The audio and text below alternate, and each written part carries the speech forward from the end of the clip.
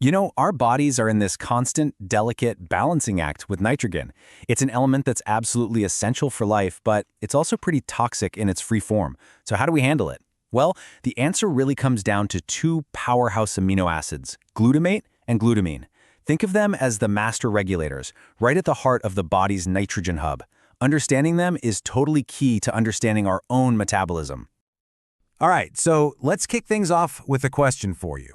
If you had to pick just one molecule that builds this critical bridge between how we process proteins, how our brain cells talk to each other, and even how we generate energy, what would it be?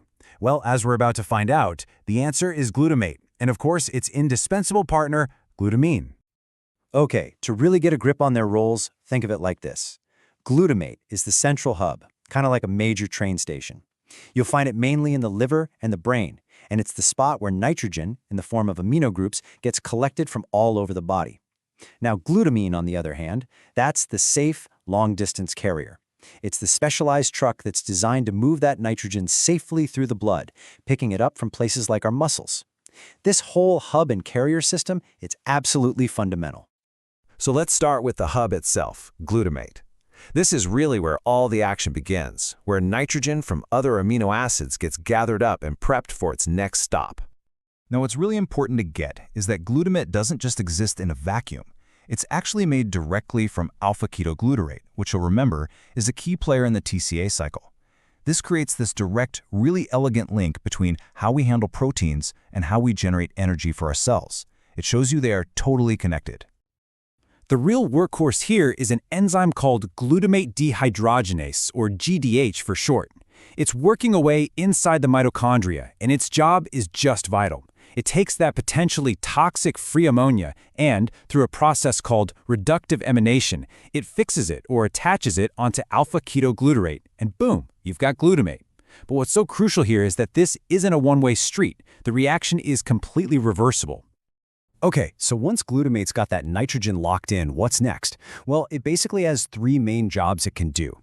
First, it can donate it. It can transfer that amino group to build other new amino acids. Second, it can release it. It can set that nitrogen free as ammonia, but, and this is key, only in the safety of the liver, where it gets immediately neutralized by the urea cycle. And third, up in the brain, it can be converted. By snipping off a carboxyl group, it transforms into GABA, which is the brain's main calming neurotransmitter. I mean, it's just incredibly versatile. And that brings us perfectly to our second main character. Right, if glutamate is the busy central hub, then glutamine is the specialized vehicle custom-built for safe, long-distance hauling. You see, this whole system solves a massive problem for our bodies. Free ammonia is really toxic, especially to our central nervous system. So think about it. When tissues like your muscles are breaking down proteins and making ammonia, how in the world does the body get it all the way to the liver without causing a ton of damage along the way? The hero of the story here is an enzyme called glutamine synthetase. You find it in tissues like muscle and the brain. What it does is it takes glutamate, and by spending a little bit of energy in the form of ATP, it attaches another ammonia molecule. This reaction effectively packages that toxic ammonia into glutamine, which is a totally safe, neutral carrier. This is our body's #1 strategy for detoxifying and transporting ammonia. So once our little transport vehicle, glutamine, gets to its final stop, the liver or the kidneys, that cargo needs to be unpacked. And that's the job of another enzyme, glutaminase. It simply breaks glutamine back down, releasing the ammonia precisely where it can be handled safely, either getting funneled into the urea cycle in the liver or being used by the kidneys to help manage the body's pH. Okay, so we've met the players. Now let's see how they work together as a team. Because these reactions, they don't just happen in isolation. They form this dynamic, beautifully coordinated cycle between different organs, all working together to keep our body's nitrogen balance just right. So it all kicks off out in the peripheral tissues, places like our skeletal muscles. Let's say during exercise or fasting, muscles break down amino acids for fuel, and that releases ammonia.